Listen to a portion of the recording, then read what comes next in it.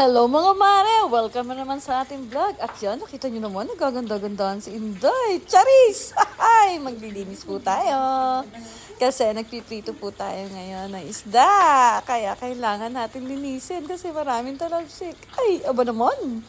At yan po mga mare, nakita nyo naman pag uwi ng bahay, talaga inaasikaso na natin yung ating kakainin. Uy, aba naman. Kumusta po ang araw nyo? Kaya ayan, reels pa more.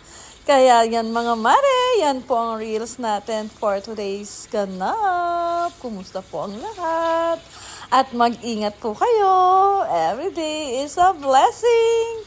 Thank you so much po palagi sa support at thank you so much sa panonood.